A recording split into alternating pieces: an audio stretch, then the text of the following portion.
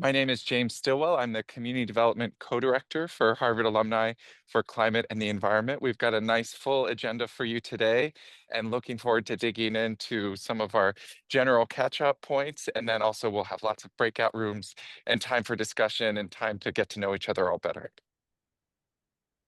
Great. Thank you so much, James. Good morning, good afternoon, good evening, everyone. We are really happy to have you here this morning. My name is Santiago Cregueras. I'm the co-president for Harvard Alumni for Climate and the Environment. And as my colleague James has just shared, we have a full agenda for this afternoon. It's really great to share with you some of the ideas that we have for this morning. And Morgan, if you can please allow me to share the agenda that we have for this morning. We plan to have some officer introductions. We plan to have a conversation with Brian Lee. We will have some remarks from Diksha Bijlani and Angela Zhong in regards to the COP29 in Baku. We plan to have some attendee random coffee chats. We are going to be also having a very nice conversation with the Harvard Alumni Association President Moitri Chowdhury, Savard, and we will have some networking breakout rooms. So that's some of the programming that we have for you today. Before we move on, I would like to share with you some ideas for those of you that are joining us for the very first time in regards to what Harvard Alumni for Climate and the Environment does and you know what our mission is. So on the next slide, I can share with you as you will see that our mission is you know to be a volunteer-led community of Harvard alumni who know that together we can make a difference in addressing the climate crisis and protecting the environment. Morgan, if you can please show the next slide, I would really appreciate it. And the idea is that we can build support as a vibrant, engaged global alumni network that will inspire support and accelerate equitable climate and environmental action. And for doing that, the next slide shows us the strategy that we have planned on using, and that's the strategy that has allowed us to make progress for the past 4 years, which is connecting, amplifying, and developing. When I say connecting, we plan to inspire and connect alumni to each other and to HACE and partner developed activities and resources that build community, educate, and catalyze and support action. When we talk about amplify, we partner with existing Harvard groups and Harvard institutions and leveraging HACE's unique university-wide position, amplifying and supporting their climate education, activities, and actions. And when we say develop, we want to engage and develop volunteer leaders who help run HACE operations, for partnerships, and create, deliver, and support courses, activities, and other resources.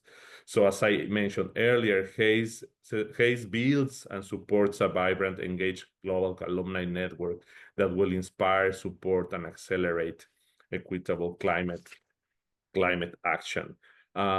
We have an amazing group of programming, and we mainly focus on the community education and support action. And that allows us to develop many opportunities to engage and volunteer. We have made a lot of progress in regards to different activities, including the Climate Entrepreneurs Circle, the Career Panels and Mentor Program, the Climate Action Training and Support Group, the Personal Action Series and Reunion Programming, deep dives and other educational events, the book club, member onboarding and networking, some local HACE groups and affinity groups, local meetups, and also the participation in international fora such as the COP and the Climate Week in New York City, in which we have also had virtual and in-person events. So it's really exciting and fascinating, all of the opportunities we have. And thank you so much for the programming team for all of the efforts that you put together throughout the year in order to bring all of our community together in many different ways throughout the events and trainings and so on and so forth. So I would like to share with you a brief membership overview. We have over 3,000 members as part of this shared interest group. It's been one of the shared interest groups within the Alumni Association that has grown in many ways. We have members from the Harvard College, from the Business School, from the Kennedy School, from the Extension School, and more recent graduates tend to be joining HACE and very interested in what we are doing. In terms of communications, we can share with you that we have a monthly newsletter. Our membership is becoming used to receiving this monthly newsletter that reaches over 3,000 members with updates and insights. We have multi-channel outreach using LinkedIn, Slack, and WhatsApp. We have also collaborations with different entities and institutions, including the Salada Institute and the HAA, of course, to promote events, programs, and community news related to the environment. In terms of the budget, we have a very limited budget. We are a new organization, and so far we have managed to open an account a few months ago, and the HACE account is at the Harvard Federal Credit Union. We have a little bit more than $2,000, which is not much. It's being used for the state registration and filing fees, for paying for our website dues and other digital tools. And I invite you to donate to HACE whenever you want. We are a registered 501c organization, so it is an organization that it's abiding to the regulations in terms of donations, and we are very happy to also share that with you, that everything is in place. And one of the most important things that I would like to share with you today is the group of committed HACE officers, and we have 3 new members of the management committee, and I would like to invite these 3 new members who went through the recruitment process for these past few months in order to become selected, and I really thank you for stepping up and for what you are doing, because you have already started working. And first, I would like to invite Michael Jaffe, our new fundraising director, to step in and share with us a few words. Thank you, Santiago. It's a privilege to be with you and to be able to help out in this very important cause. Just very briefly, I am a graduate of Brooklyn College and Harvard Law School. Presently, I'm in Manhattan, where I have a residence and also a home in Sag Harbor, New York, on Long Island, where I serve on the environmental advisory committee of the village. Um, I'm a partner in a national consulting firm in the not-for-profit space where we do a lot of fundraising consulting, Mirsky, Jaffe and Associates. Um, and I look forward to working with all of you. Thank you very much, Santiago, for the opportunity. Thank you so much, Michael, and welcome welcome to the management committee. I would also like to welcome David Wintermeyer, our new treasurer. Hi, Over to everyone. you, David. My name is David Witchemeyer. I'm a very recent graduate of both HBS and C's as part of the joint degree MS-MBA program. Thrilled to be serving as treasurer. While in business school, I was the treasurer of 3 different clubs, including government and public policy and the sustainability club. I now live in Los Angeles and work for Southern California Edison, the electric-only utility, part of the energy transition to electrify California and reduce emissions. I'm thrilled to be here and look forward to meeting everyone. Thank you. Thank you so much, David, and thank you for jumping in as a recent graduate to step in a very important position within the alumni community and HACE. And now I'm very excited to introduce to you our new co-president for HACE, Michelle Fagert. Hi, Over to you. everyone. Hi, everyone. Michelle Faggart here. I am a graduate of the Graduate School of Education in 2022, and I am also an educator, a science educator who's really passionate about how the education sector can advance climate solutions. I currently work for This is Planet Ed at the Aspen Institute. Also have experience in local education and climate policy, and really excited about the important work that we have together as a community. I'm so excited to hear from your ideas, excited to partner with you, and really excited to move this work forward. Thank you. Thank you so much, Michelle, for stepping in as well. And we know that you are going to be doing amazing things and a lot of stuff that is going to be very exciting for all of our HACE members. As you know, our co-president Danny Bignell has just completed his 2 terms as co-president. He was the co-founder of HACE, and I would like to invite my friend Eleanor Powers, our co-director for programming and co-founder, to say a few words about Danny. Thank you. Thank you, Santiago. So as we welcome our new management committee members to join us today, we're at the same time marking a major transition for HACE. Danny Bicknell, one of our 2 original co-founding co-presidents, is stepping down, and it's hard to describe just how much of what HACE has become and what we have been able to accomplish that has been because of Danny. His dedication to the climate cause and vision for HACE have guided us from our very start in 2020 in the dark days of COVID.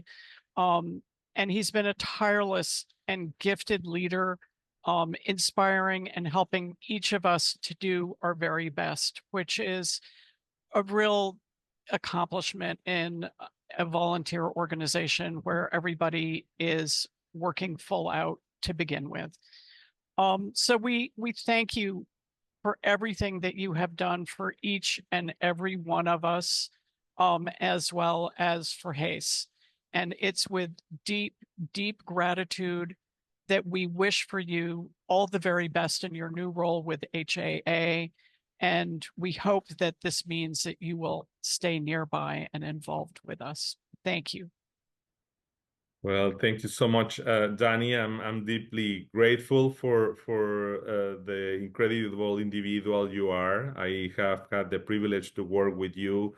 Your passion, your resilience, and dedication to driving meaningful change really inspires me daily. Your commitment to making a difference really reminds me why this work matters. Thank you for your trust, your insights, and willingness to collaborate. You have really built a SIG that is genuinely transformative. Your shared efforts, diverse perspectives, challenges, and solutions are really invaluable to each one of us. Each conversation, each piece of feedback that I've had from you really fuels my commitment to fostering the ecosystems of positive change, which is something we are trying to do within this group. Thank you really for your partnership and for reminding me every day that collective action has the power to shape a better future. And we are proud of what you have accomplished. And I have no doubt that your new role as director of the Harvard Alumni Association for Clubs and Shared Interest Groups development will be extremely important, and I have no doubt you are an HAA president in the making. So I'm sure that we will see you becoming the president of the Harvard Alumni Association in a few years. And it's a great pleasure for me to present you with this certificate of appreciation from the Harvard Alumni Association for the service to our alumni as co-president for 2024 from 2020 to 2024 of our Harvard Alumni for Climate and the Environment. Thank you so much. And I would like to invite you to share with us a few words before we move on with the agenda. Well, first, I'm deeply humbled to spend time with you all in this space. I'm not one who receives compliments well, and I go to immediate deflection, so that's what I will do. And I would not be here without all of you. And the reason why I got interested in creating a shared interest group with many of you was to form these connections after being on campus.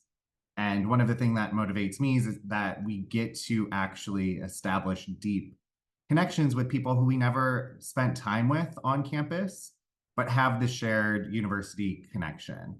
So I'm looking at the screen right now, and it's great to see some familiar faces, but many new faces.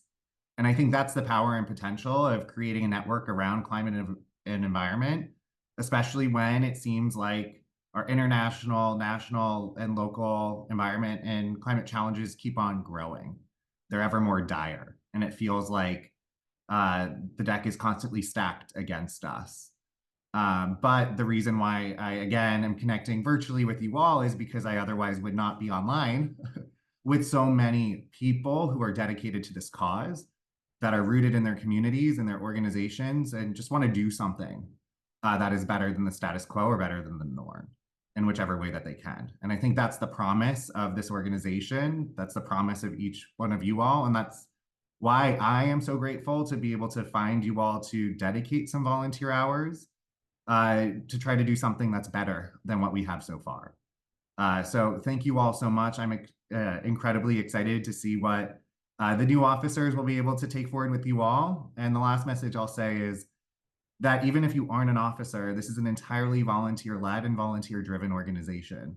So whether or not you have 1 minute right now to text a friend, a classmate, the link to join HACE so that they can be here at a future event, whether or not you have 1 hour a month to come on to an online networking meeting to help motivate you to connect back into your organization or into a new way in your community, or whether or not you have more time to dedicate to start an initiative, all of those are pathways forward.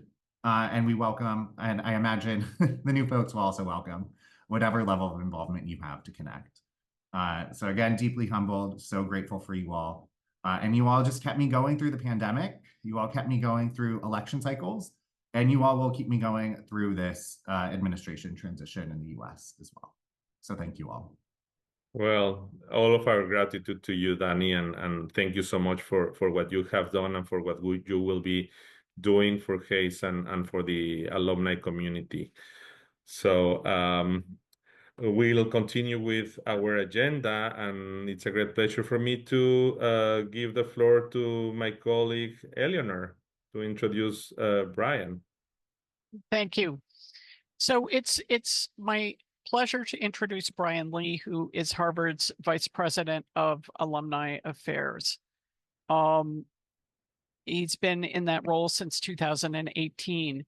As Brian's remit includes alumni engagement as well as philanthropic and alumni fundraising, his role with Harvard has touched HACE and its mission in several different ways. The first of these is through the Harvard Alumni Association, which manages SIGs and clubs, including HACE. And the second is through the establishment of the Salata Institute, which was launched with the philanthropic gifts developed under his tenure.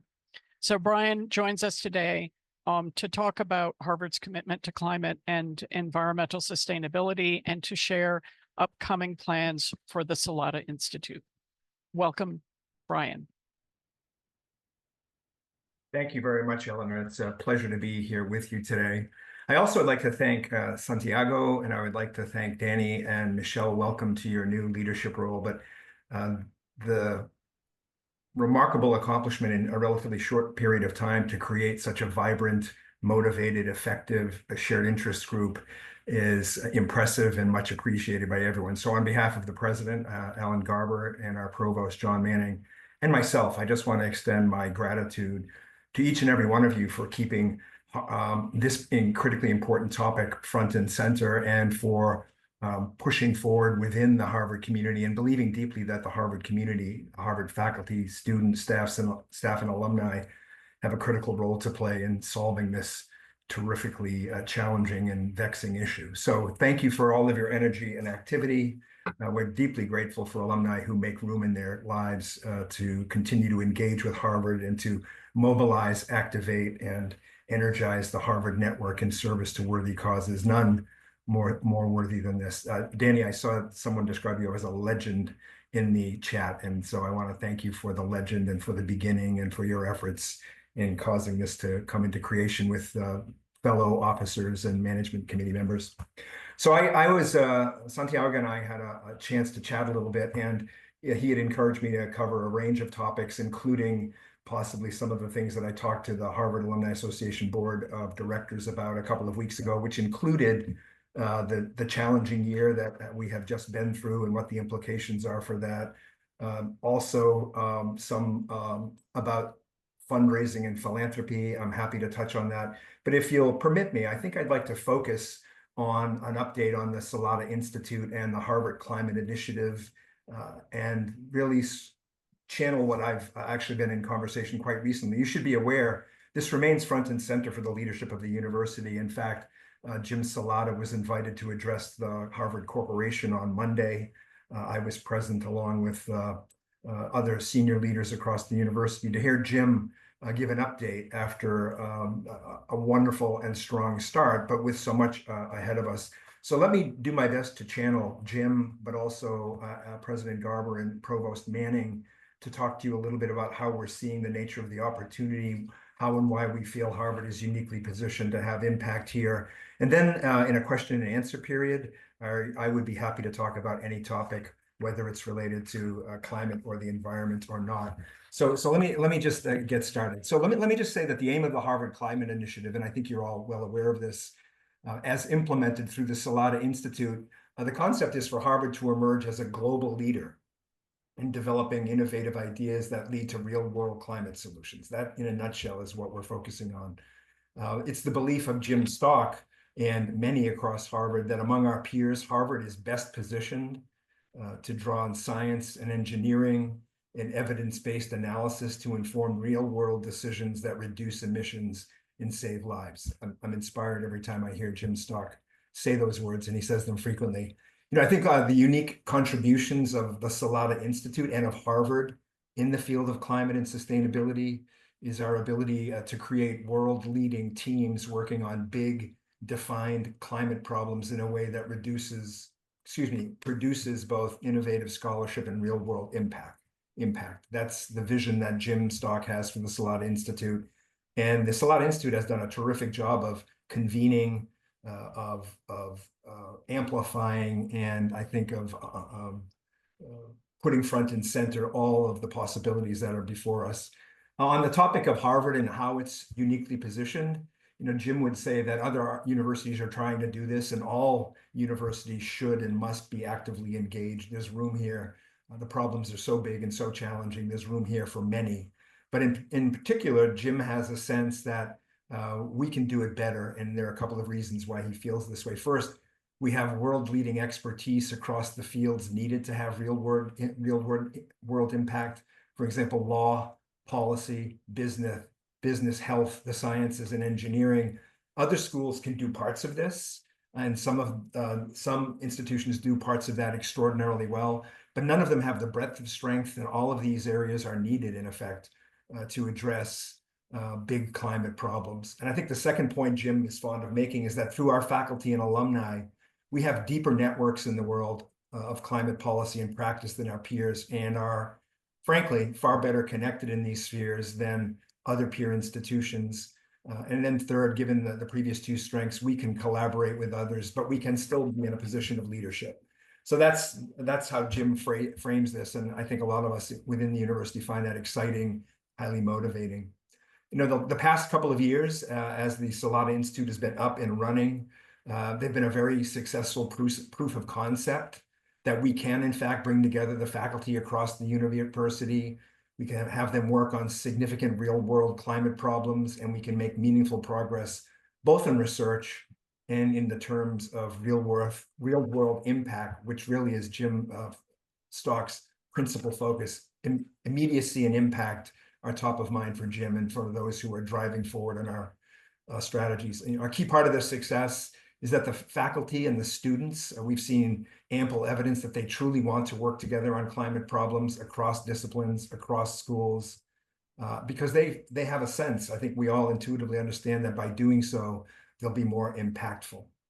And on the role of convening and amplifying, I would just say that nearly all of the faculty working in our various clusters, I'm not sure if you're following the strategies that are being implemented, but Jim has 5 clusters of science that have received generous investments from the Savard Institute. I think there were 45 proposals submitted and the requirements of those proposals was that it had to be a collaborative, multi-school, multidisciplinary approach.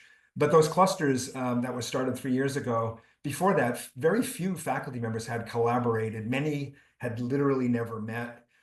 Their work was excellent, but siloed.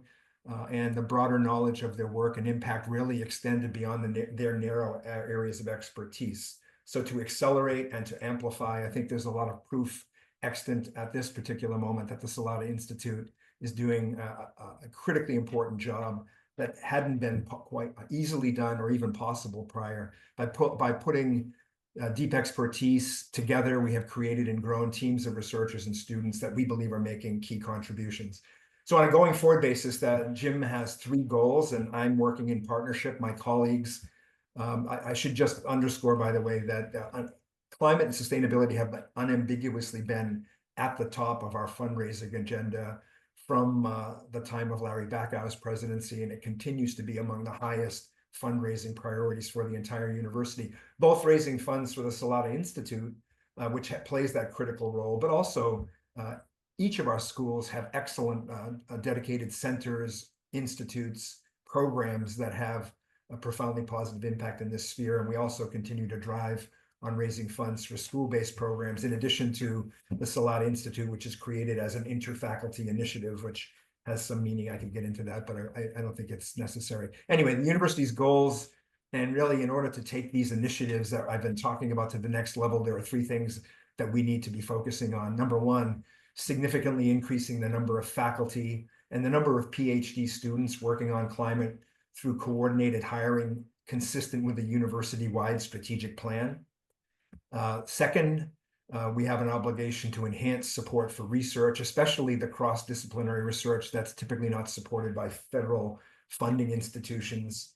And then the third, developing and implementing world-leading educational offerings at both the undergraduate and graduate professional levels. So I think you'll see our efforts continue apace to identify those who are deeply involved and committed to climate. And I would just extend an invitation to each and every one of you. The alumni network is invaluable. And, you know, I'm a advancement professional. The field where I've spent 43 years, advancement comprises strategic marketing, communications in support of universities, alumni engagement, and fundraising. Each of those areas has a critical role to play, but the network of alumni are so indispensable in this particular area. I'll tell you a quick story. Some of you know Martha Genieser, who is a Harvard College alumna. Martha served for years as the president of the Harvard Club of the United Kingdom, and also was an HAA director and served on the HAA nominating committee for overseers, elected directors, a very deeply involved alumna who actually in the middle of a committee meeting on Zoom one day in the chat said, Brian, I'd like to introduce you to a man named John Salata. I met John Salata. He turned to Martha because she has particular expertise in advising philanthropists. Her day job included advising philanthropists. John Salata and his wife Melanie were about to experience a transformative wealth event, and were deeply motivated to make a difference in the world. Martha's children go to school with the Salata children. They're close personal friends. And Jean said, I want to make a difference in the world. I've been fortunate and I want to give back in an earnest and impactful fashion. What advice would you have for me? To her credit, there would be no Salata Institute without this loyal alumna who said, Jean, if you want to make a difference in the world, there isn't an institution better positioned to have impact than Harvard University. Jean and Melanie Salata are UPenn graduates, had never been to Harvard University, had never had a conversation with a Harvard University person, were inexperienced and had no ties, earned no degrees at Harvard. And within a relatively short period of time, because of the vision that was emerging and the opportunity, they became convinced that making a $200 million gift to an institution other than their alma mater was going to have the kind of impact that they were looking for. So kudos to Martha Genieser. I would just say, if any of you know individuals who both are passionate about this subject and have the capacity for significant philanthropy, you could do great service for Harvard by following a pathway already demonstrated by Martha Genieser, that there are opportunities to have conversation to help people understand how and why Harvard is uniquely positioned to have impact in this area. Okay, I spoke longer than I had wanted to, so my apologies, Eleanor and Santiago, but I would love to take questions, and I'm open to answering any question on any topic, and I'll do it as transparently and earnestly as I'm able. So Thank you. Thank you. So we do have a first question here. Does Harvard have plans or aspirations to develop a graduate school focused on climate and the environment similar to those at Yale, Columbia, or Stanford? So let me offer a caveat. I am the alumni and fundraising guy. I'm not an academic. I'm not a scholar. I don't have a position of academic leadership in the institution. I partner deeply and daily with the president, the provost, and the deans. But asking a question like that is way outside of the purview of the vice president for alumni affairs and development. So if you'll take that as an appropriate caveat, I will tell you that it has a participant in conversations about what direction we'll take. There arose very early on an understanding and an acceptance that a dedicated school in this area at Harvard would not be effective and would not actually lead to the outcomes we were seeking. There's a belief that because of Harvard's truly decentralized and distributed nature, but the tendency for a one Harvard approach, given all the circumstances, it was decided early on that the avenue of standing up a freestanding school is not being contemplated further and is not a pathway that's being imagined at this time. Okay, thank you. And then a second question. How should the outcome of this recent U.S. presidential election impact Harvard's commitment to climate and the environment? How should it change our role? Yeah, Harvard's commitment will remain resolute and unshakable. We all must be focused on climate and the environment. I think there's a wide acceptance and understanding that we have no option other to. I do think it creates some complexity for higher education generally. I think that I've been in this business for 43, 44 years, and I never imagined I would find myself in a scenario where many are prepared to question whether higher education or the outputs of higher education, leading research that can be applied to some of our most challenging problems, or the shaping of young minds in a fashion that allows them to pursue careers of meaning and act as active, engaged citizens. I never imagined that those things would come under question about whether in fact they're good for society or not. So there's some strong headwinds here. And one could imagine that there could be specific challenges in the area of climate and sustainability, but I don't believe anyone at Harvard is imagining that we should retrench, divert our attention, refocus our energy on other areas instead of this. I mean, in addition to this, we have other priorities, but we will remain intensely focused on driving on this agenda. You know, my vision, my hope is that we could secure $500 million to $1 billion in support of this initiative over some period of time. We've raised about $300 million since the founding of the Salata Institute for related areas. And I think there's a lot more opportunity ahead, and we'll continue to identify those opportunities and pursue them with purpose and enthusiasm. Thank you. Thank you. So those were the questions coming from the audience, from our participants here. So at this point, Dorian has a hand up, I'm noticing, Eleanor. Okay. Dorian has not given me a question. I have 6 questions in the chat, so I think it's the medium versus the message. Okay. So, no, we had asked you to send questions directly to me, so I didn't see any. And Dorian is asking about an area that is more difficult for HACE to get into, given that we are a SIG, which is about the endowment. well, if I might paraphrase the question, Eleanor, for everyone. It's great that I'm glad to be here and glad to be a member of this. And you talked about a number of parts of the university, but people donate money for fundraising, for climate change, and yet the endowment, which is $50 billion, invest money in companies that are fighting climate change and that are anti-climate change. So, Brian, please share with us how we can get more information on what the $50 billion Harvard endowment is doing in investing in climate change companies and not investing in companies that are harming the environment. Otherwise, we're fighting against ourselves. So I would refer you first and foremost to the Harvard Management Company website that has a pretty extensive exploration of how they think about this issue and how they're behaving, how they've aligned themselves to strategies that they have pursued. You know, in effect, Harvard has stated that it is inclined to be sensitive to this issue in its investments. However, there is also a strongly held opinion that has been re-articulated quite recently in conversations with those who think that Harvard should divest from Israel, et cetera. So the endowment is not well understood in some ways, and there's voluminous information. The endowment results and the financial performance of Harvard were all made public about 3 weeks ago, and I would refer you to the annual financial report that's on the treasurer's page. And also there's a report on the performance of the Harvard Management Company's management of the endowment. The endowment is actually 14,000 endowments, just so you're aware. This isn't specifically, Dorian, in response to your question, just as sort of level setting. 14,000 endowments, 70% of which are highly focused on specific requirements that were negotiated with donors, which are legally binding. So only 30% of the endowment generates funds that could be conceived in any fashion to be unrestricted and available for general use. So I just want to make that point.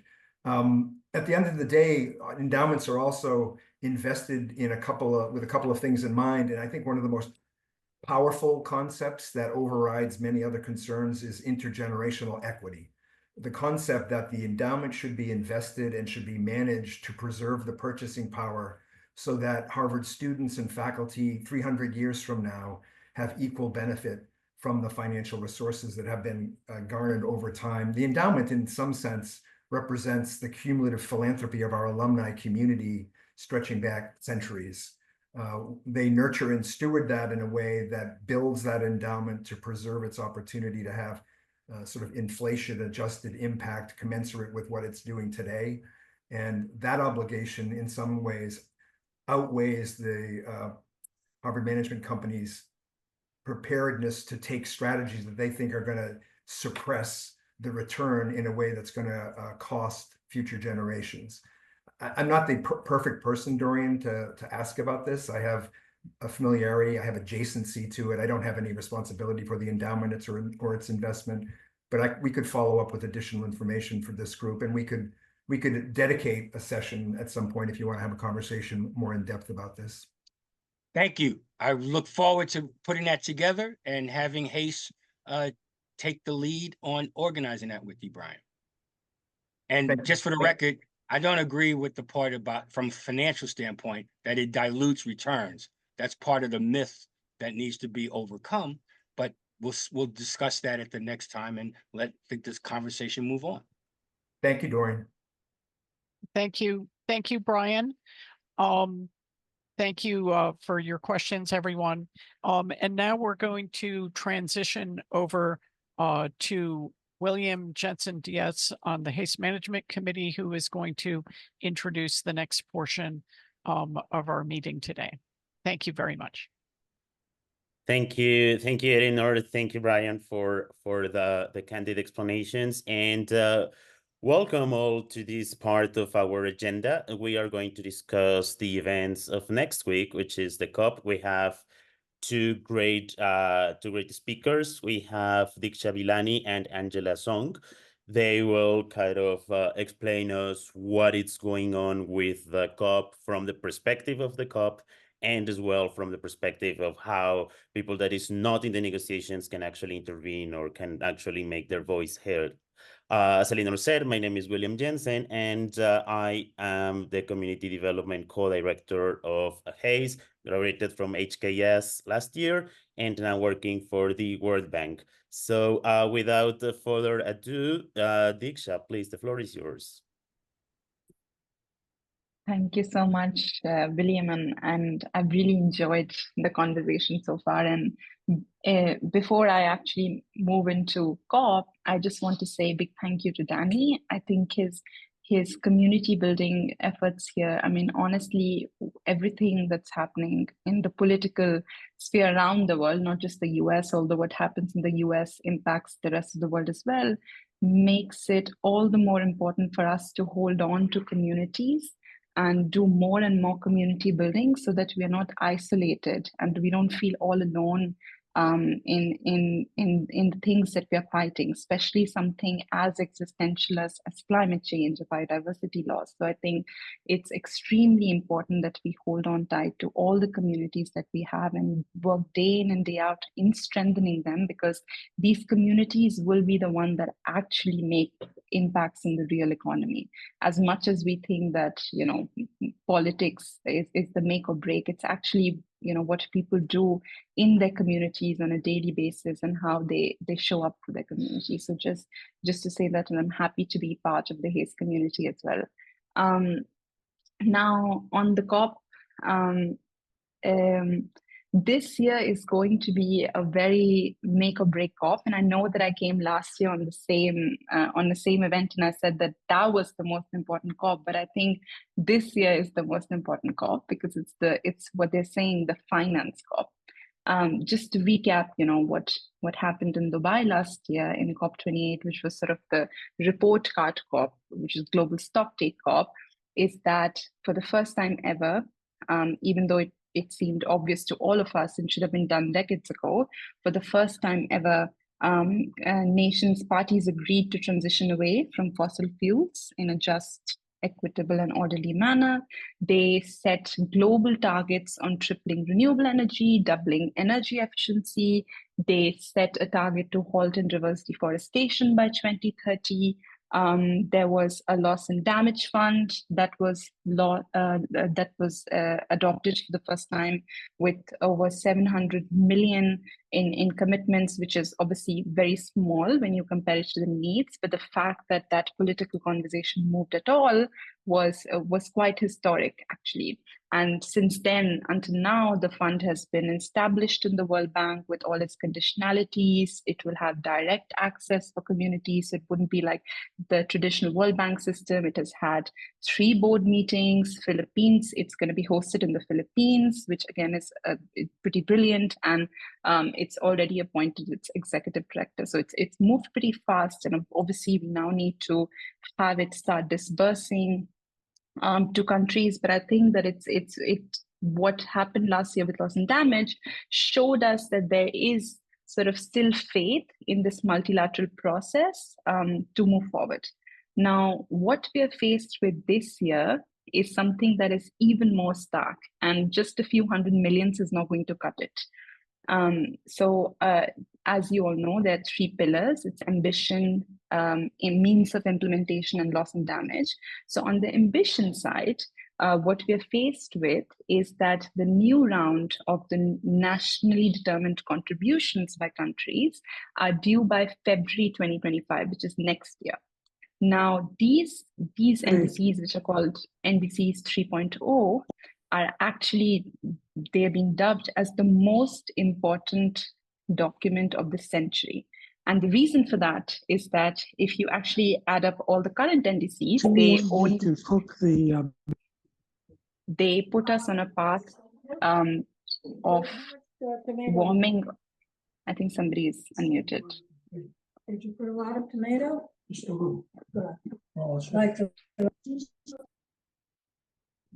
Okay. They put us on a path for 2.7 degrees Celsius warning, which most of you know is way above 1.5 degrees Celsius. So the next round of NDCs are really going to be critical because this is the critical decade, and they're going to show us whether countries are really serious about cutting emissions. But also because of this, for the first time ever, we've seen a troika being launched. So we've never had sort of, for example, we've never known what the next 2 COP presidencies will be, but this time we knew. So we know that UAE is the presidency currently, and we know Azerbaijan is the incoming presidency, and then Brazil. So with the 3 presidencies, for the first time ever, we've launched a troika, which basically has one goal, which is that the presidencies together club their political and diplomatic efforts to make the next round of NDCs more ambitious. And the way they do it is by saying that we will submit our NDCs first. So even though the NDCs are due next year in February, UAE, Brazil, and Azerbaijan have committed to submit their NDCs as their most high ambitious NDCs by Baku. So the Troika has really been, trying its best, and it's the first time we've ever tried this kind of model, but we'll see where it goes. And there's also the call to the UN system. The Troika issued a call to the UN system to help countries with this round of NDCs, because not every country has the money to actually invest in a whole of economy NDC to cut emissions and also focus on adaptation. So the UN has also launched something called the Climate Promise, where it's really providing that technical support to countries. But finance is the thing that drives ambition in the UNFCCC system. And finance was the grand bargain sort of the Paris Agreement. And the reason that the Paris Agreement was signed in the first place was because $100 billion per year was promised to developing countries to be delivered by developed countries to actually be able to deliver on the NDCs. Now, if you look at what happened with the 100 billion, by the way, this 100 billion was not anything that was based on a needs assessment. It was a number that was pulled out of a hat in 2009. It was agreed in 2009, but it was supposed to be delivered from between 2020 and 2025. And if you look at the record, it was actually not delivered. For the first 2 years, it was not delivered. In 2022, we saw numbers that said it was delivered, but we also saw reports that were saying that, well, if you actually look at the numbers, many countries are, using their traditional development finance and saying that that's climate finance. So you saw a lot of money of this 100 billion go to coal plants, to hotels and resorts that have nothing to do with climate. You saw most of it being actually given as loans which meant that there was a bigger reverse flow from developing countries to developed countries because of interest payments and loan repayments. So in a way, you saw more reverse outflows than you actually saw inflows. So this 100 billion is kind of, it's really ruined the trust that developing countries and most importantly, the least developed countries and small island developing states have placed in the UN system. And if some of you saw the news, actually a few days ago, Papua New Guinea actually withdrew from the COP conference this year. They said, we don't trust any of these financial commitments and we are not going to show up to Baku. So it's really, really troubling that this is where we have gotten to. And this year, why I said it's going to be the make or break year is because this is going to be the litmus test for the Paris Agreement, because this year, because we're ending the 2025 timeline of the 100 billion, countries are supposed to agree on a new goal, which is called the new collective quantified goal. You see NCQG mentioned everywhere. So that's the new goal. And this year, countries are supposed to agree on a new goal about what this new number is going to be that's going to be delivered every year. Now, if you actually look at the needs assessment, although we don't have any specific UN numbers saying what the needs are, every needs assessment is saying that the needs are in the trillions. There's a very credible, independent, high-level expert group that says the needs are actually 2.4 trillion per year. So if you compare that to 100 billion, if you adjust 100 billion for inflation as well, it won't get us there. So it's really, really a difficult conversation. And with this NCQG, the biggest, I would say, contention here is the contributor base. So for the 100 billion, you always had the developed countries, which is 23 countries actually, giving it to developing countries. And then there were certain other countries that would, like Gulf countries or China, that would do south to south, mostly loans, some sort of climate aid, but there was no obligation. But now with this one, you see a lot of, most developed countries are calling for a more expanded contributor base that includes China, that includes Gulf countries. I saw one submission by Switzerland saying that every country that has a space program should be included as a contributor. So it's gotten to a really interesting point in the conversation, and it's obviously the argument that is coming from the other side is that, well, it's about historical responsibility, not about the current responsibility of emissions, because everyone has a right to develop. So it's a really difficult conversation that needs to be had, and we are less confident that they can get through this conversation this year, but fingers crossed. The other conversation that's really difficult to have is what is the structure of this goal really? Because if 100 billion hasn't been met so far, except for like 1 year, supposedly, then how are you going to meet trillions of dollars in that goal? So what developed countries are suggesting, the approach that they're suggesting is sort of a multi-layered approach, which starts with the trillions, but the public finance is a very small part of it, not more than 400 billion.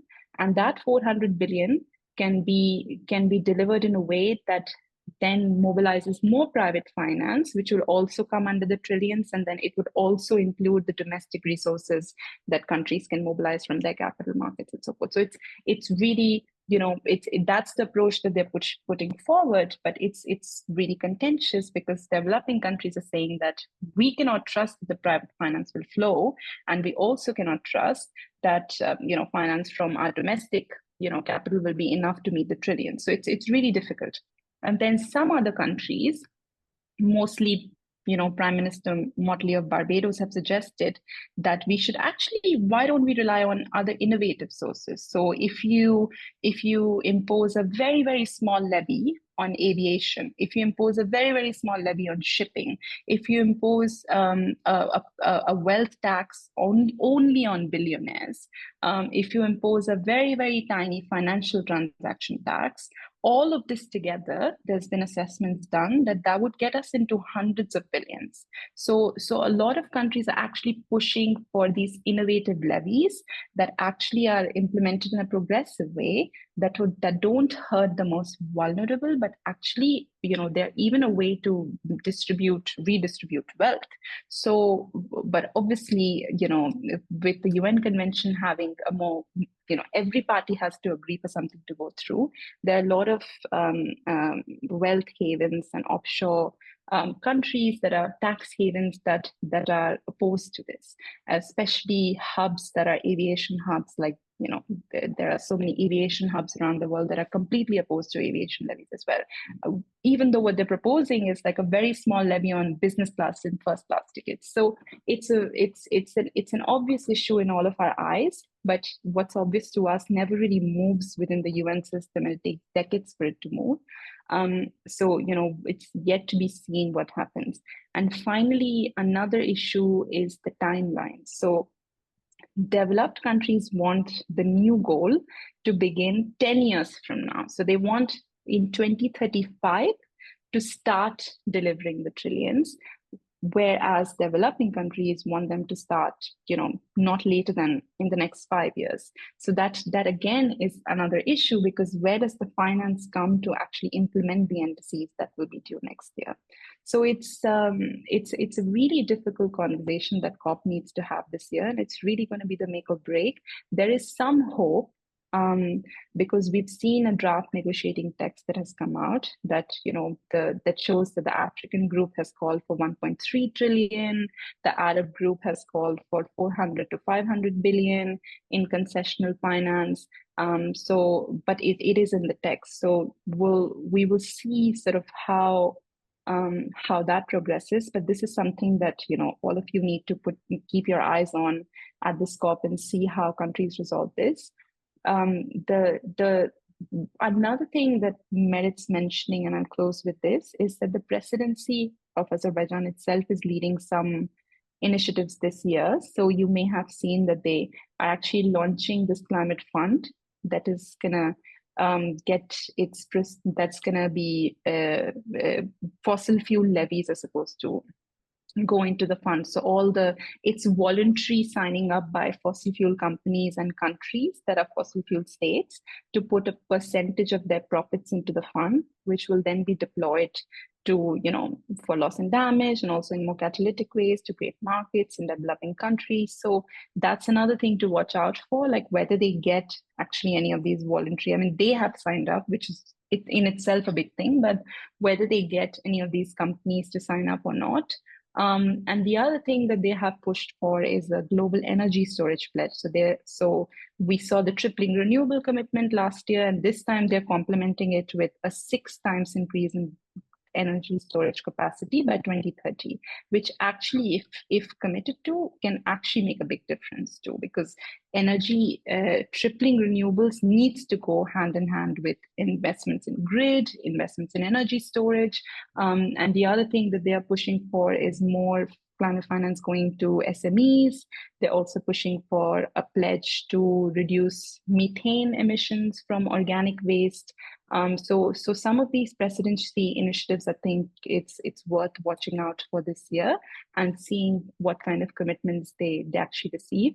The final thing to say, and then I'll close with this, is that this is not the only COP that we should be following. We just finished the biodiversity COP in Colombia that literally finished a week ago. Another COP that's coming up this year is the land degradation COP, UNCCD COP in Saudi Arabia. These 3 conventions, one on climate, one on biodiversity loss, and one on land degradation, should go hand in hand. And it's up to us as the community, the community of advocates, to really push countries to integrate their commitments across the 3, because they are interlinked crises. And unless we actually push them to do that, it's not going to happen. And the commitments are going to stay in silo. And this is the issue that we have to tackle in the long run, that development needs to be seen as complementary to climate. There needs to be climate smart development. We cannot separate what countries do to promote development and poverty eradication from what they do to, it cannot be conversations happening in silos. And now there's the G20 summit coming up right after COP. So, there'll be very, very important decisions taken there as well. So I think I encourage you all to follow all of these 3 COPs and see how we can move towards more integration rather than more silos. So I'll stop here and happy to take any questions. Thank you, Diksha. We are going to have a round of Q&A after Angela, and you can actually read the profiles of both Diksha and Angela in the chat. So, Angela, please. Yes, hello. Thank you so much for having me. A special thank you to Eleanor for helping coordinate on my end. My name is Angela, as you can see from the chat, and I am a final semester senior at Harvard right now, studying economics and environmental science public policy at the college. I'm part of the Harvard delegation here this year as well as last year, and today I'll be chatting with you all a little bit about the youth agenda for climate, which has become increasingly important in the past couple of years. And I'm actually calling you all from Baku right now. So apologies if it's a bit dark, but yeah, so let's get into it. When I'm asked to speak about the youth agenda, I think it's a really interesting question because honestly, I think the youth agenda is just like any other constituency, but I'll highlight some of the key asks and areas where it might differ. But overall, all of the constituencies, I think, have elements of negotiations. They have a spectrum of different political opinions and a level of direct action involved, and they want to connect with other stakeholders and follow along with a lot of the conversations there as well. But in terms of some of the specific asks from young people, one of the largest events that I think many people are not aware of is actually the Conference of Youth. It is the biggest and most substantial youth conference related to multilateral UN climate processes, and it is the official gathering of young constituency members in a group called Youngo. And it happens every year, a couple of days before the annual COP. And actually, that's how I got my first start going to COPs around 4 years ago. And so every country that is involved will have a local conference of youth. Sometimes there's also regional conferences, and then all of that conversation informs the global conference, in which case there is a global youth statement. And if you guys are curious about what exactly it means for us to have a global youth statement, I think generally people are aware that, oh, like young people want like more renewable energy and more climate finance. But actually, I think there is a lot of detail and robust like advising that goes into this. And so I'll drop a link into the chat of what I know to be the most recent version, but they just wrapped up the Conference of Youth today. So there might be more edits before it gets passed along to the COP presidency. But I think that is the most formal, direct ask. And so when I'm asked to speak about what young people want, I think it's hard to really compare different groups coming from different angles, but I think this would be the most unified voice starting to start with. Additionally, I think some really established actors, including UNICEF, have been trying to increase focus on children specifically. I think we have a lot of young people at COP, anyone under the age of 35, but not necessarily that other younger demographic. And so there's been a lot of pushes there as well. So if you're more interested in that element of safeguarding, including stakeholders of that generation, I've also included a link to their press release there. Now, in terms of activism outside of what I've talked to you about so far, I think that's sort of what people sort of think of when they think of young people at COP. And having been part of direct actions myself, I can tell you that actually in order to do these sorts of direct actions, generally you have to be registered to do it at the COP. And so that's something that you have to do through the Secretariat. And so unfortunately, that sort of varies from year to year, depending on the appetite of the presidency. And if these actions are unregistered, that can lead to consequences and not being able to attend in the future. So I haven't heard too much on the ground yet about direct actions that are popping up, but it's totally possible that they're happening. But usually every year I see a lot of coordination around dress and colors, and it's sort of sending signals that way. And I would definitely imagine that there will be some in the future. And then in terms of negotiations, I think this is another really interesting element. So I think there has been a really big push to get more young people involved at their local levels, at their state levels. And there's also been a Youth Negotiators Academy led by young people to deliver trainings for 63 countries around the globe to have more diverse stakeholders in their negotiation process. And so that's something that I'm really eager to see more of going in.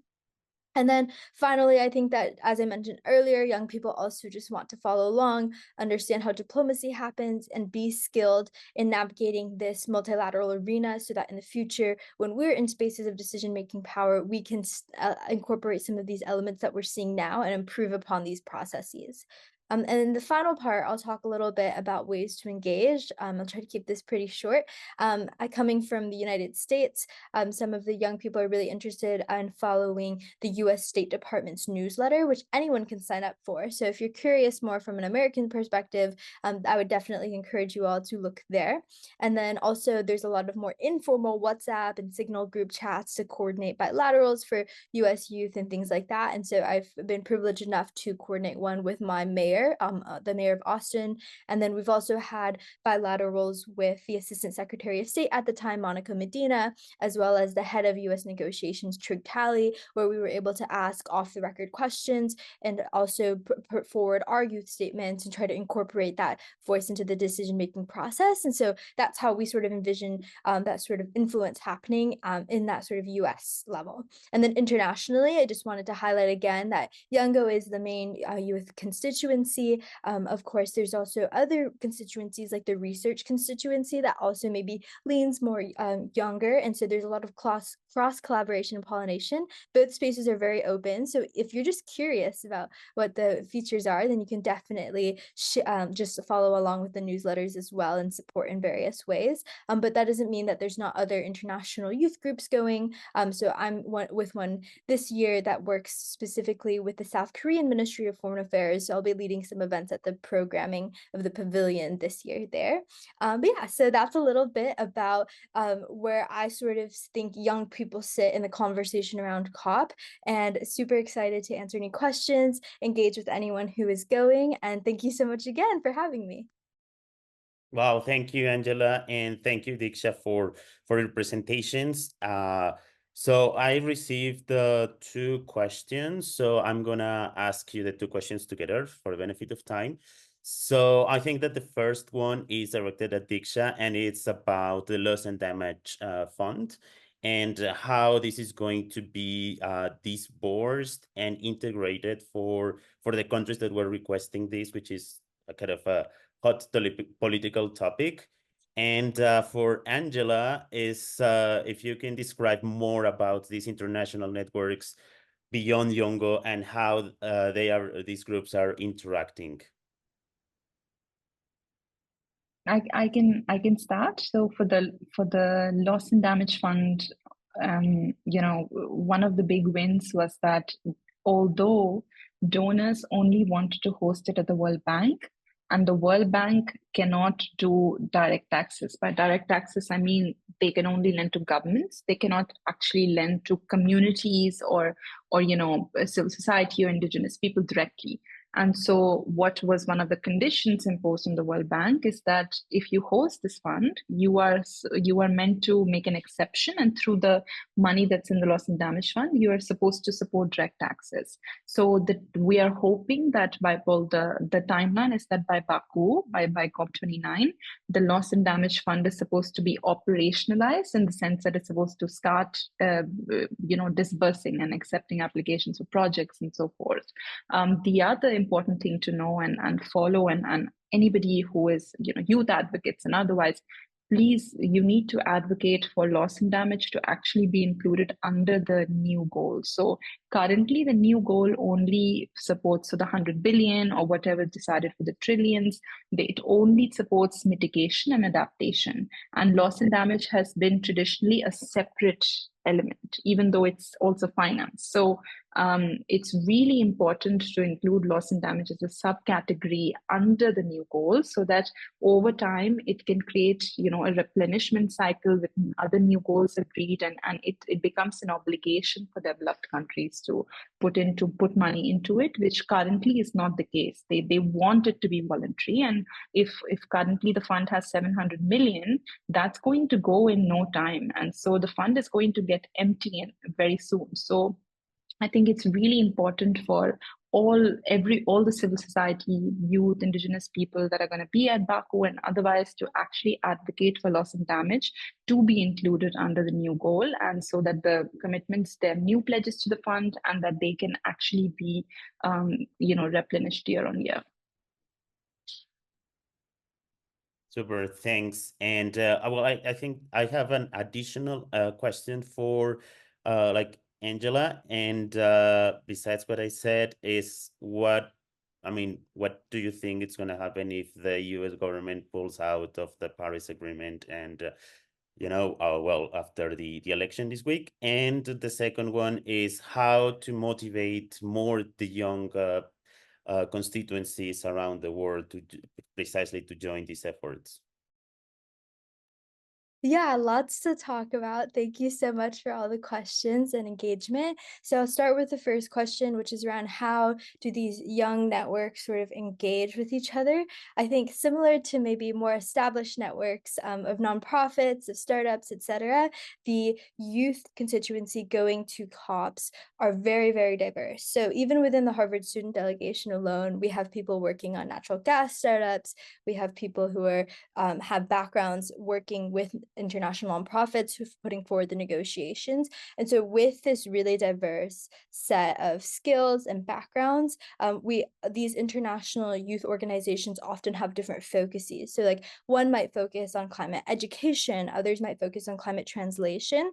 And so I think when we have different youth groups who are working on tangential topics, then there's often overlap in terms of the pavilions that we might go to and things like that. And so I think a lot of natural organic connection can happen at COP at a way that I was never exposed to without going to COP. And so I think especially for young people, it's really important to have these sort of spaces to network and engage.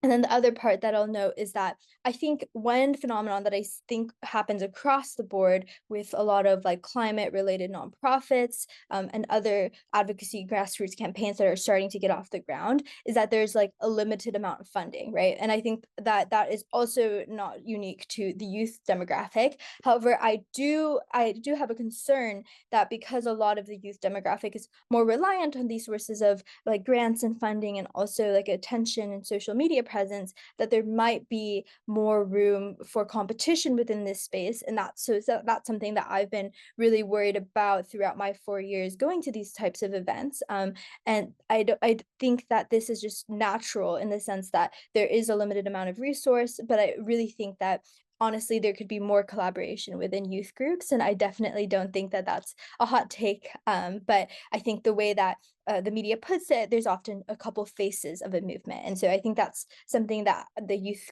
community really needs to think about moving forward. And I hope that answers a bit of your question about how these sort of informal networks happen, but honestly, it's WhatsApp, I think.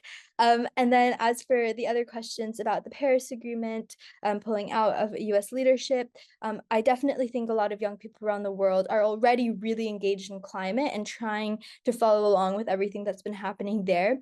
As someone who has also been following along, I am very worried that, and I do think it's very possible that there will be a renege of US leadership in the specific climate space. And I wonder which countries are going to try to pick up that mantle and if they would shape it in the same ways that the United States would shape it, especially now that there will be more of a narrative around energy security and independence as a sort of justification for maybe the extraction of non-renewable resources. And so I think that's something that younger communities are really, really focused on and worried about. As for your question, William, about how young people can get engaged, I think honestly a lot of them already are.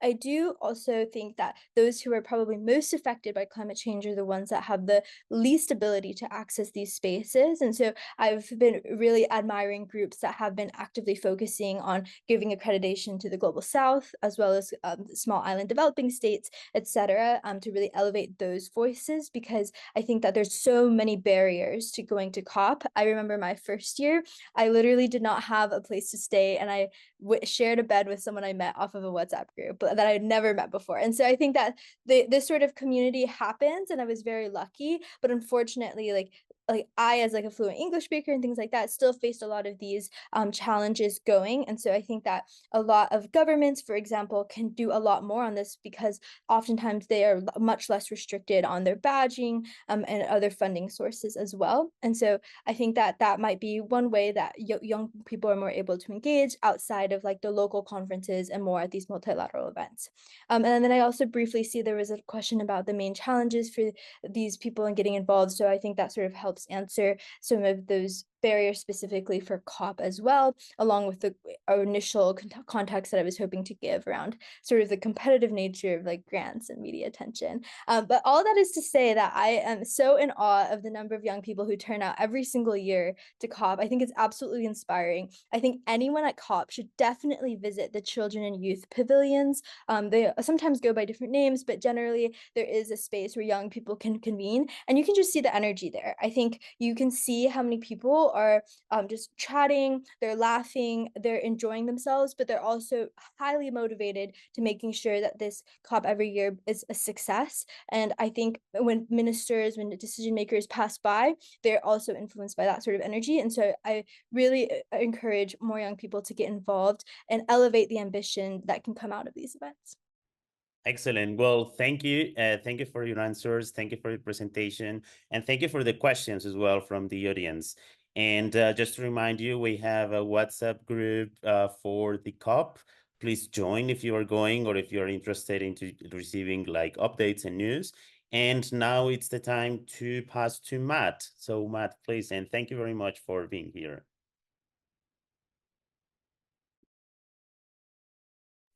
Thanks, William, and thank you, Angela and Diksha. That was very exciting and inspiring in a number of ways. So right now, we're going to take a moment to stretch and invigorate ourselves for the next, the second portion of the meeting, which is going to be moving along rather quickly. So we're going to ask everyone at this time, stretch out a little bit and turn on your cameras so we could take a group photo that we could circulate to fellow HACE members and social media later today and tomorrow as we report and promote the results of today.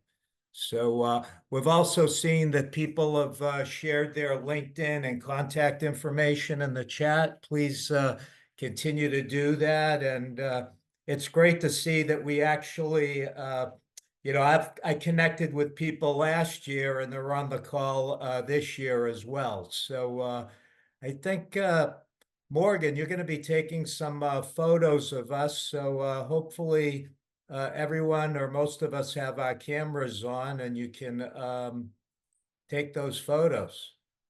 Yeah, so those who are willing to be on camera right now, we're just taking some screenshots. So give me some smiles for like 10 seconds, 10 seconds of smiling. Smiling's really good for us. It really helps our nervous systems. So that's good. If you'd like to make a heart in front of your chest, if that's accessible to you, feel free to do that. I'll take a few more pictures while we're doing this, and then we'll go from there and move on to the next moment in our agenda. So if anyone's just been joining us, we're about halfway through. We have another wonderful speaker coming up, and then we will also be having some time in breakout rooms together on specific topics. So stay here. Thank you all. I'm passing it on to the next part of the agenda. All right. Well, Thank you, everyone. For those of you who have just joined, my name is Santiago Cregueras. I'm the co-president for Harvard Alumni for Climate and the Environment, and I have the honor to invite our new Harvard Alumni Association president to join us in this call. We have the honor to have Moitri Savard joining us, and as many of you know, she's a physician, and she is in her practice this morning. So we're glad that we managed to bring her out from her practice for a few minutes so she can share with us some of the ideas and what she plans to do throughout her presidency for this year. She's one of the most committed Harvard alumnus I've ever met, and it's a great pleasure to have her here. She's been a great supporter for HACE from the very beginning of HACE's founding. Very proud of what HACE has been doing so far, and very committed to climate and the environment with her husband, with her children, and with the alumni community. So thank you so much for accepting the invitation, Moitri, to be with us this afternoon, and the floor is yours. Thank you so much, Santiago. Basically, whatever Santiago tells me to do, I do, because I adore him. We just saw each other in Cambridge, and yes, I am on call, so I'm hoping that my phone stays quiet just for the time that we're speaking. And I can tell you a little bit about myself. I'm from the college class of '93. I was an economics and Sanskrit and Indian studies major. When I was an undergraduate, they paid for me to become an EMT, an emergency medical technician with the outdoor program. And I was leading hiking trips and canoeing trips, and I loved it. So I shifted from becoming a development economist to a family physician. As an immigrant from New York City, it gave me an incredible appreciation of nature and an appreciation for everything that you all are doing. And I actually didn't get any calls for a while, so I was able to get on the meeting a little bit early, and I already signed up for membership. So hopefully somebody will let me become a member really soon, because I'm very excited about everything you're doing. So just to give you a sense, the HAA, we are actually, as of recently, 423,030 alumni across the globe. The goal of the Harvard Alumni Association is to help connect alumni to the university and to each other. So, what does it mean? This presidency of this year, it's I'm almost halfway through the year, and people have asked me what my goal has been. And our motto for our university is Veritas, truth. And for this year, I decided that we needed to look at the plural of truth, which is veritates. This moment requires something more of us, which is to learn to focus on multiple truths at once and be able to hold them and come together as a society to coalesce around our many shared values. And I can't think of any other field like the environment and climate where this is the case. It's been an interesting week. The newly elected administration has a track record of rolling back hundreds of environmental rules, and our advocacy is going to be even more important right now. So if I think about, the call to action right now is to get alumni involved in their communities. Where I'm right now, there was a big push around protesting around solar farms because of the way they look. Now, I think that they're actually quite beautiful. So I would just speak to people about, how I felt about having them in our neighborhood. And, working at the community level, I found was very important. In New York City, I was part of a community board that tried to bring bike lanes to New York City, and we were very successful trying to increase transport. So I think about, ways that our alumni community can make a difference around the world, 423,000 of us. And I think understanding that a lot of change can be made at the local level. As in a Harvard Alumni Association, one of the things that we did, we meet in Cambridge. We had been meeting 3 times a year. We changed that to 2 in-person meetings and 1 remote meeting. So that decreased the number of people having to fly to Cambridge. And it also gave more people the opportunity to lower the bar, to be able to take the time away from their lives. So these kind of Zoom meetings are invaluable. I'm also trying to highlight public service. I'm committed to public service at the university. It's something that I benefited from. So we are hoping to highlight our alums' stories going into Alumni Day, which is on June 6th. And that is going to be in Cambridge, but we are going to have a lot of activities for people to get involved remotely around the world. So that sense of community can be there without having to get on a plane and have that, carbon footprint, getting yourself to Massachusetts. I'm happy to answer any questions that you might have about the alumni community.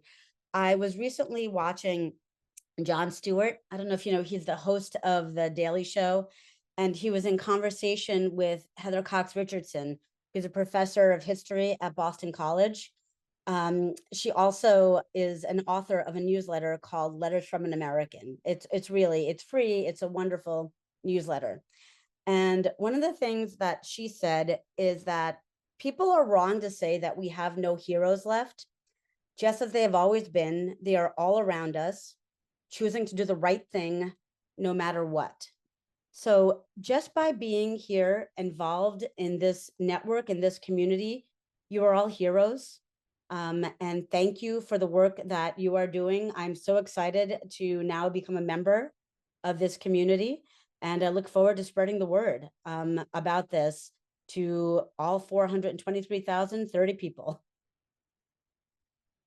And I'm looking at the chat, and I would be very happy to come to New Orleans. And if you have any questions, I would be happy to answer. I would love to be able to stay on for the remainder of the meeting. So what I might do is stay off camera in case I get phone calls, but I'm very appreciative of everything you're doing. Thank you. Thank you, Moitri, for making the time to be with us and for sharing some of this. And something I would like to ask you before we move on, because I think it's really important. You've been talking about the importance of Veritas and Veritates and the importance of our stories. I remember that when you were selected our president, you were interviewed and you talked about your personal story and what it was for you and for your family to come to the United States and what it meant to you, and at this point you are a very well recognized physician. So can you share with us a little bit of that, about that story that many of our members might not know? And I think it's important, since part of the prompts for all of the HAA this year will be to share our stories. Sure, absolutely. My father came to this country in 1971 when I was just a month or 2 old. And he came here really trying to, start a new life for our family. He came here with $8. He did not have a job. He had a letter of recommendation from an employer in India, and he started his career all over again as an accountant, a CPA. And then he brought my mother and I over to this country. And I was in public school for most of my life, and I was thrilled to be able to get the opportunity to study at Harvard.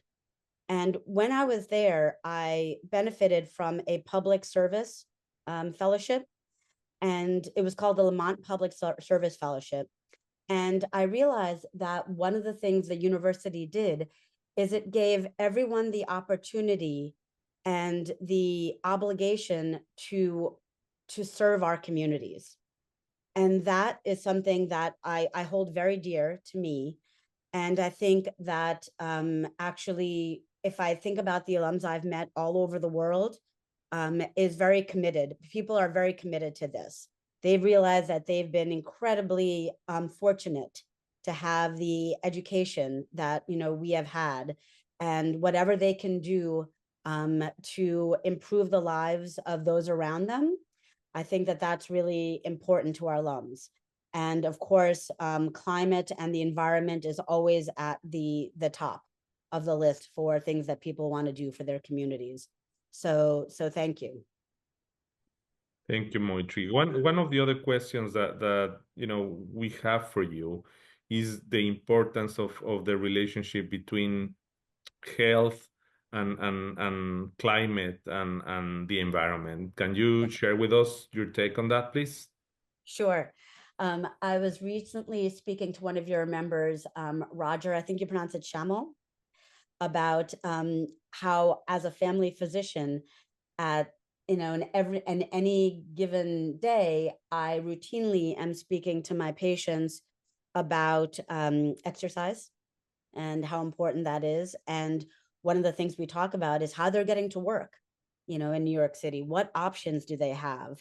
And it is a wonderful way with bicycle lanes and walking paths where they can make positive change for themselves and in the environment. I also speak about what they're eating, and something like red meat and what that does with the environment globally and for their own health. So the links are something that I speak about every day, and really integral to health and the world.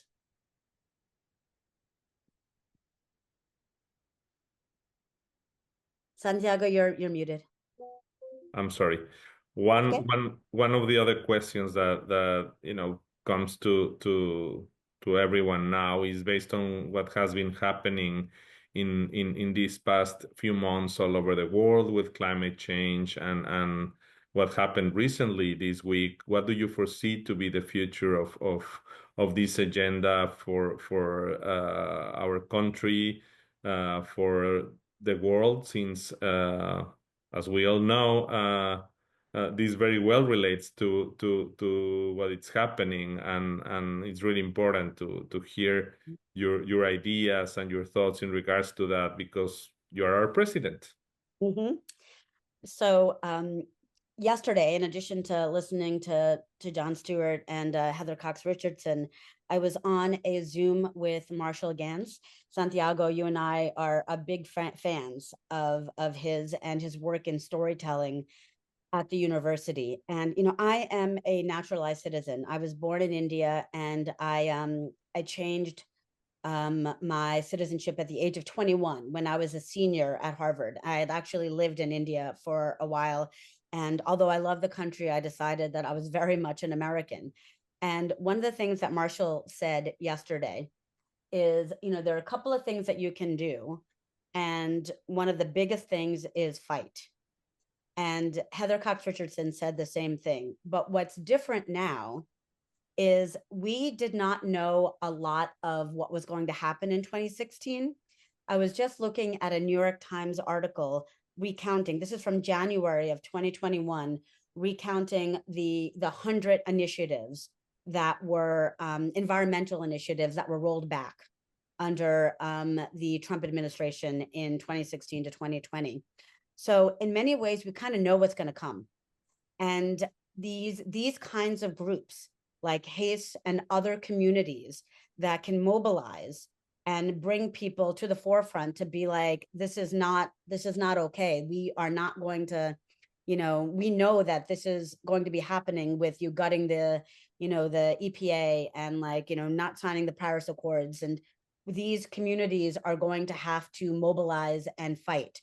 So this is why I really do think that we all are heroes, because we are ready to be hold people accountable to the actions they are taking, and making sure that they understand the implications and the priorities that we have as citizens of this world and of this country. So fight the fight, Santiago. We're all gonna be in this together. Thank you, and as Marshall Gans would say, yes, we can. Yes, we can do it. So I invite each one of the members of this community to hear about what Marshall Gans has to say in terms of organizing, in terms of our own stories, in terms of our personal narratives. I see Matt has already put something on the chat for those of you who don't know who Professor Marshall Gans is.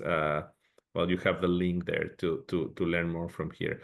Well, I can thank you enough, Moitri, for joining us today. We know you are really busy. You have to take care of the patients that you have for today, and you are on call. But again, thank you for taking the time. This community is your community. We are really proud and happy to have you as our Harvard Alumni Association president. Great supporter of HACE from the very beginning, from its founding. And as you know, it's real. Now HACE, it's real. It's not something that for many of us who have been part of the HAA for years, bringing the climate and the environment and energy and sustainability communities together was not an easy task. It was hard. The co-founders of HACE know about it. The members of the Harvard Alumni Association know about it, but now it's real, and yes, we can. Thank you for being with us today. This is your community, and happy to have you here whenever you want to chat with us. Awesome. Thank you so much, everybody. And thank you again for having me. And I look forward to being more involved with you all. Thank you. Awesome. So then I'll pass it on to Eleanor. Thank you. And thank you, Moitri, for supporting HACE and being there as a resource for us. It's very, very meaningful to us to know that you are supportive of us, because Harvard is such a fragmented environment. We need all the help we can get breaking through that. So now we're coming to our breakout groups, and I wanted to take this opportunity on the behalf of the management committee to address for you the political situation. We're a non-political group at Harvard, but it's very obvious that we face some immense challenges in the time ahead of us. This has been just an extremely difficult week for anybody who is committed to climate and the environment. And I hope that all of you have been able to be with loved ones and to take care of yourselves.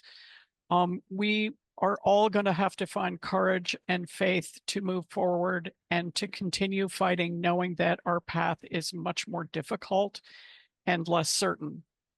But as we gather in our community together, I wanted for us to take comfort in our shared values and our commitment and our dedication, and to use this community to help us move forward.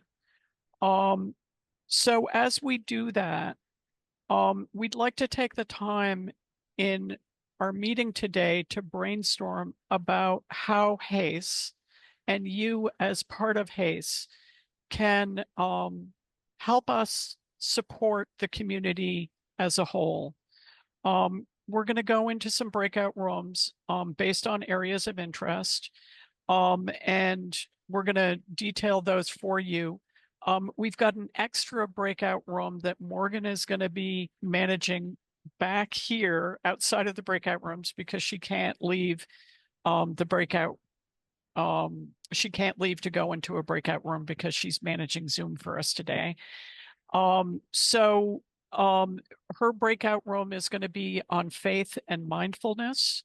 But the other breakout rooms that we have for you include food systems, energy, physical and digital infrastructure, education, jobs and environmental justice and climate justice, biodiversity, and arts and culture. And we're going to have 15 to 20 minutes in the breakout rooms. And in that, we have these questions for you. What are the things that give you hope, strength, and courage? How can HACE support you? What kinds of programs could support your learning about taking action and finding community in your area of interest? And are there new types of programs that we should focus on? So we're going to put all of this into the chat, and there it is. So copy and paste this and bring it with you into your breakout room because you may not have access to it once you get into the breakout room. We'll also have a link there for you to provide us feedback on what we can be doing to help and support you. And so now choose the area that most closely matches your interest. If your breakout room is not heavily populated, feel free to reassign yourself to another one. Thank you. Let's wait for everyone to come back. I know it was a short time breakout room, but we really want to encourage each one of you to provide us with feedback, and you can see the link on the chat. It's right there, so you can feel free to exchange contact info as well in the chat if you want to, so you can be connected. But please do, share some ideas with us. The management committee is really willing to hear what you have to say in regards to what you shared with your peers in your breakout room, and what we can do as HACE to support each one of you.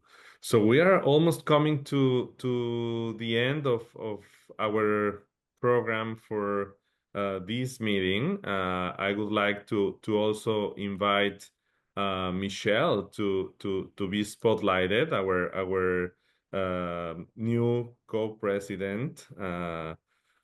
We are really excited to have Michelle joining as the co-president. I don't know, Michelle, if you want to say a few words before we end our meeting today and before we thank everyone for being here.